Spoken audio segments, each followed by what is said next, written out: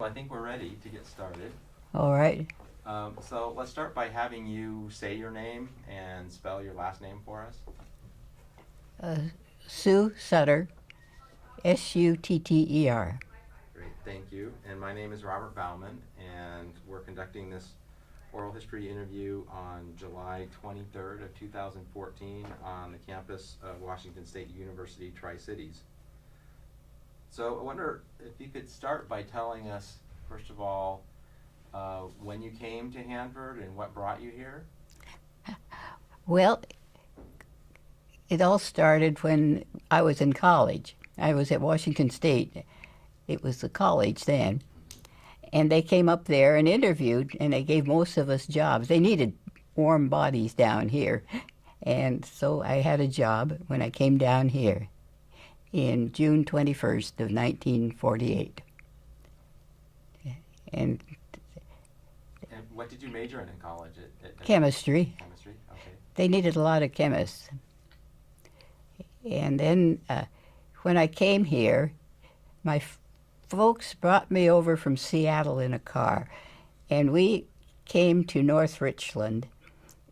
Well, I signed in downtown, and we came out to North Richland where I was supposed to go.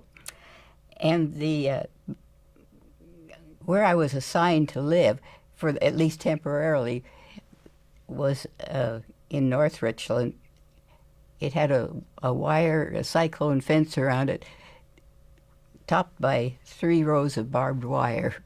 I think it was made for prisoners of war or something like that. I didn't think my parents were going to leave me there, but they did, and it had I'd never seen one before. They had a community shower, like the men have.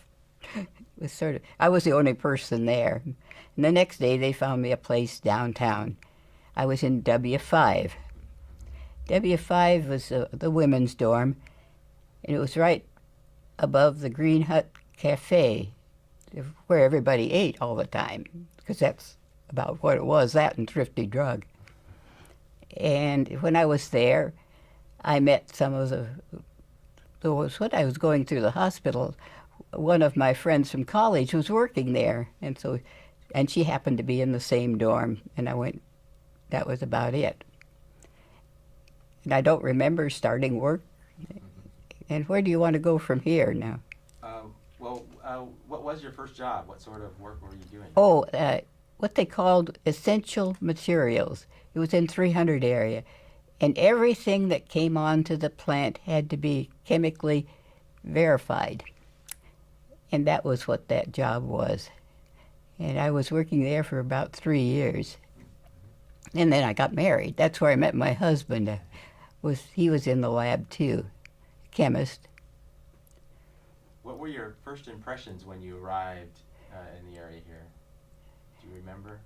No, I don't. It was, after you've gone away from college, I went over on the train from college, and you're used to things changing at that time. It didn't strike me as odd at all.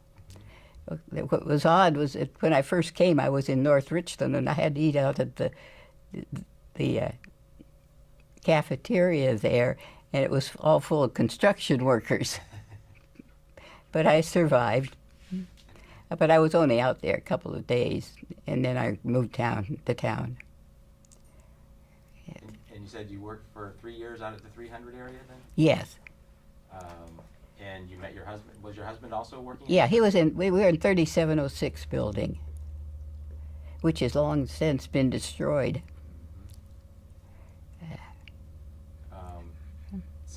And you mentioned your dorm was right above the cafe? Yeah. Oh, that's it. And there were a lot of young people here. They had money and no place to go, and so every weekend, a few of them had cars. So we all left town, and we went on to we went down to Lost Lake in Oregon on one trip. And I remember one trip we went to Long Beach, Washington, and just various around here, because there was nothing here.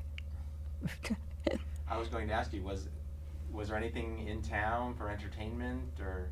Oh, I think there was a movie theater and Thrifty Drug. I don't recall any particular entertainment. Of course, we were here for working. Right. Well, that's why we left town. It's So after 3 years working at the 300 area, you got married. Where did you live at that point then?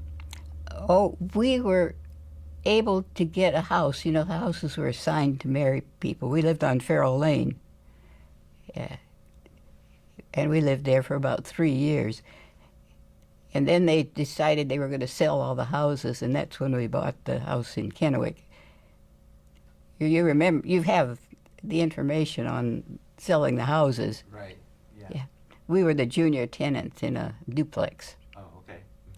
And we moved to Kennewick, and we've stayed there ever since. We were lucky to find a house that worked very well for us over there.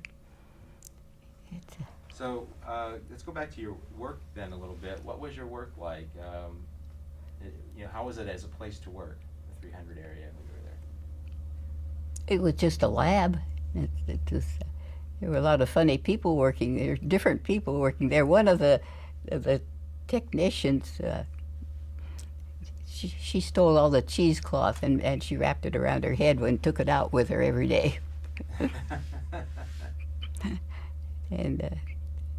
But I can't remember much of working, I'm sorry. That's okay. No, that's fine. And did your husband continue working then there at the same area? No, after I got pregnant, I stayed home, and it was 1965, I think, when I went back to work. I went to work for Battelle. Okay. And I worked there until I retired. And what kind of job was that? Well, it varied. At Battelle, you do whatever needs to be done. And I was, I've forgotten, I was working in a lab at first. And I ended up helping with quality assurance for some of the people. Oh, okay. But that was a good job. And how long did you work there then? Oh, I retired in 1968. Okay. Is that right? I think it was after I got out of high school. Did you tell them about you were a wind tunnel scientist? Oh yeah, I worked in atmospheric sciences after some time at Battelle, and I operated a wind tunnel. Oh, okay. And this is for they're trying to find out how much will blow around out on the site, and so we went out and picked up samples on the of the dirt, and then we put measured amounts in the wind tunnel and see how far it goes and how long it stayed there, that type of information. And all of this went into the environmental impact statement that they had to make when they were operating. And the annoying thing is everybody thought my husband did that work. It's the way it was. Yeah. When you first came in 1948 Yeah. and were in the women's dorms, did you take buses to get out to the site? Yes. But I don't remember anything. I know we had to take buses. You could not drive cars then on the site then. Oh, that's it. We took one bus and we went up to the bus lot, and then you got onto the bus that took you out to where you were working. Yeah, it's quite an operation. And when you then went back to work Yeah. in the 60s, were you still taking buses or were you driving your own car out? There were still buses, and I've forgotten where I was working. And then for a while I was riding to, when I got transferred out to the Atmospheric Sciences building, or the meteorological station, I rode out to that area with my husband, because he was in 2 West at that time. He was a supervisor. Okay. And when you started working in 1948 as a chemist, were there a lot of other women chemists at Hanford at the time? There were several of us, about 5 or 6. I mean, considering all. Yes.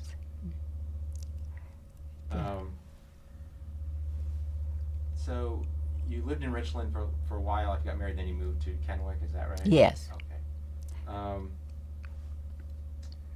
one of the events that happened, I know, in 1963, President Kennedy came to the site Oh, yeah. to dedicate the N reactor. Do you remember that at all? Oh, I remember it. I took my three children out there with me. I was not working then, and we drove out there. And all I can remember is this one over here. She ran away, and I decided I wasn't going to even be worried about her because I wanted to see Kennedy. You know, he was quite a charismatic person.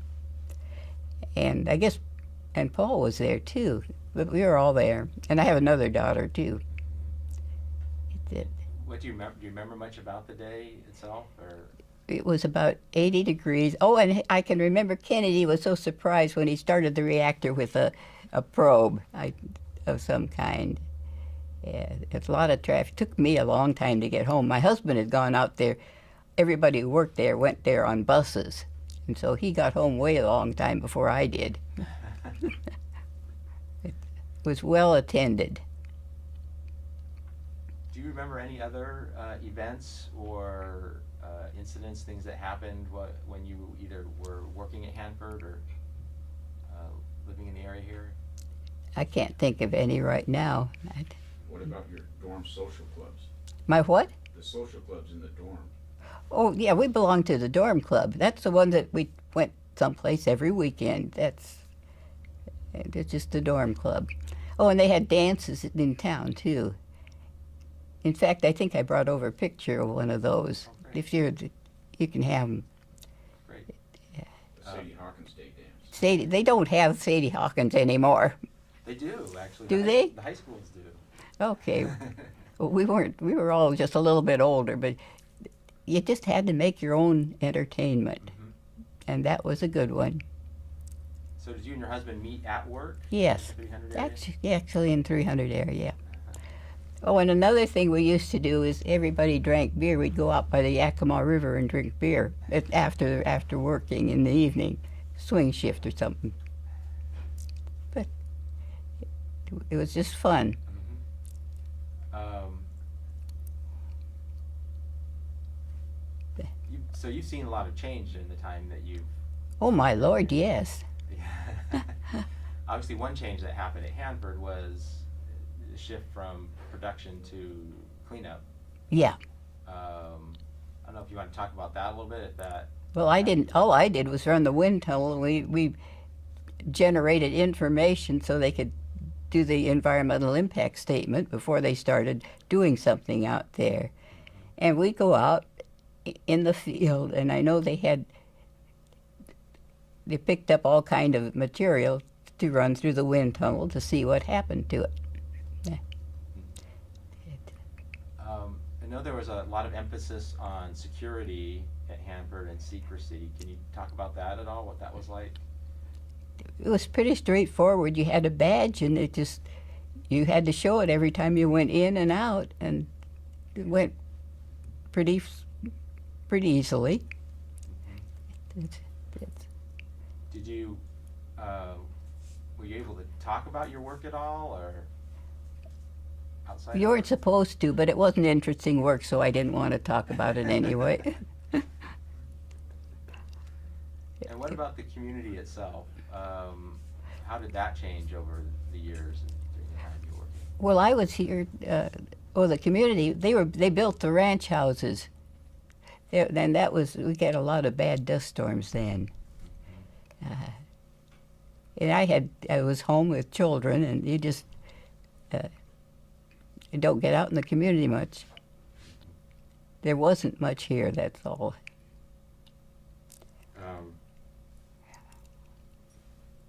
Mom, Yes? did you ever talk about an incident, I guess you were down on the river and security came out to see what you were doing or something like that? I don't remember anything like that. Okay, I thought I recalled. Or boating or something. Yeah. And the Army showed up. Well, there was a You military, should have prepped me for this. wasn't there a military base too? A what? A military base out there, Camp Hanford? Well, Camp Hanford was there for a while, yeah. But I don't remember. I wasn't working when Camp Hanford. I can remember baking a cake for the soldiers. That's about it. Oh, did you? Yeah. Was there a specific reason for baking a cake? Or? Oh, I belonged to a club, and this club was their project that they were on, and so I participated. And just once that I can remember. We lived in a bee house. Oh, and all the coal was furnished free. Coal furnace in the basement. You don't know about those. My husband called it the Iron Monster, you know, because you'd have to bank it so it would start the next morning. And he was on shift work, and it's not the best way to go. Do you remember? So were you renting the bee house then, or? You paid some rent. There was nominal rent. It was cheap, and they, as I remember, they furnished the coal. And if something happened, you just called down, like my dear son. He flushed potatoes down the toilet, and you call somebody, and the plumber comes out immediately and takes care of it. And what'd you do that night for dinner? I gave you potato soup. Yeah. So a lot of the service or repair work was It was done by somebody. They were just like the landlord, right. and but you had to mow the lawn and water it. And that. So you had to take care of the yard. Yeah. And that sort of thing. But, yeah. So how long did your husband work at Hanford then? Till he retired. Did he? Was he worked there for 50 years? Or no, not that long. Well, he was working in 76 when I was in high school. Yeah, I don't remember how long, but he worked there till he retired. It was a good job. You could move from job to job at that time, because it was all under one contractor, and he worked in 2 East and 2 West, as well as I think North Richland. And, yeah.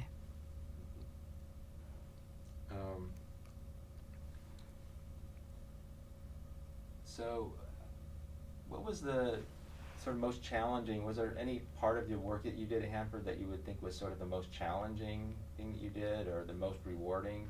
I think the most fun was just before I retired. It was when I was running a wind tunnel, and it was out in 2 East area in an old evaporator building. I remember, and there were just the 2 of us. I was there with a technician, and we had a wind tunnel, and all these things that we gathered out on the terrain, we put them in the wind tunnel to see what they were going to do and how far they would go. And then this was put into a report that I wrote. And the annoying thing is, everybody thought my husband wrote it. Because they just put it with your initials. What were the findings of that report? Do you remember? What did you? I have no idea. Remember? It didn't matter to us. It just this much went along, and if you're a researcher, you just give them the results. I think they were able to do all the work anyway, but it was fun. You'd go out and gather up there were rabbits out there, and they liked to sit on top of the hills, and so that was a rich place to get samples. Research is really fun work because it doesn't matter. You get an answer, and that's the answer. If they don't like it, that's their problem. Overall, then, how was Hanford as a place to work? Well, I unfortunately had a manager.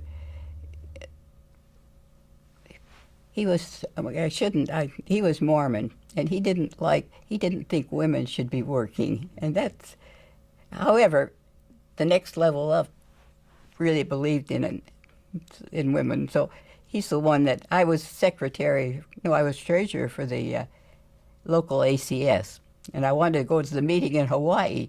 And my immediate manager wouldn't let me, but the next one up sent me. When you're an officer, they usually will let you go to something like that. So that's how I got to Hawaii. I figure all the men do it, and so I was trying to do the same thing. That's a good place to go for a conference. Yeah. Oh, yes. One of the women from another contractor was there, and she even came to the meetings in her bathing suit, if she came at all. When was this about that you were doing that? Well, I was still working, so I don't really. In the 60s? Yeah. I can't remember that long ago. Is there anything I haven't asked you about yet, or that you haven't talked about that you think is important to talk about? No, I can't think of anything. What was it like?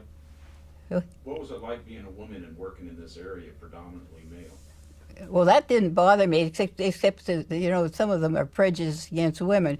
And actually, when I was out, we had the lab out with the wind tunnel in 2 East, and the fellow I worked with was really good. He was a farmer from over in Pasco. He raised apples, but he would just do anything you needed to be done.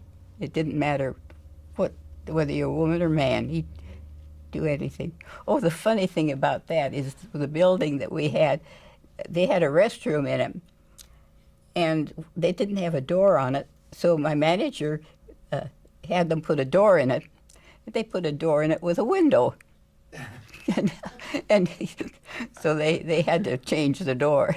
That didn't help a whole lot, did it? No, but there were just the two of us working there. We had to report over to the Atmospheric Sciences building and then drive over to where the wind tunnel was. Oh, I see.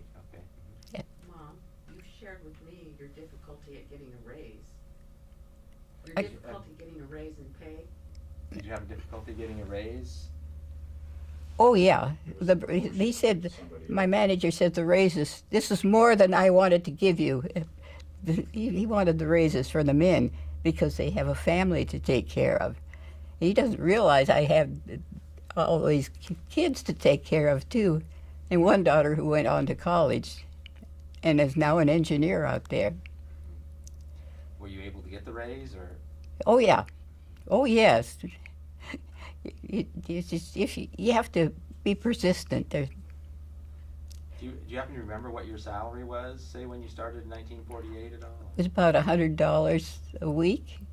It wasn't, I don't really remember. It was adequate for the time.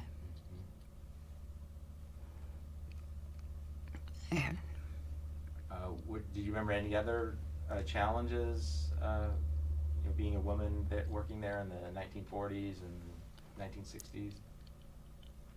Well, like this one manager who just didn't believe in women, and But you said the person above him. they just fine person, yeah. And that's always helpful. Right. I don't think I have any more questions for you. Yeah.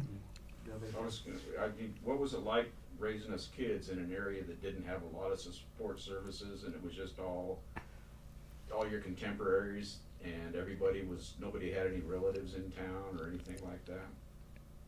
I never thought about it. It was what it was, and you just coped with it? Yeah.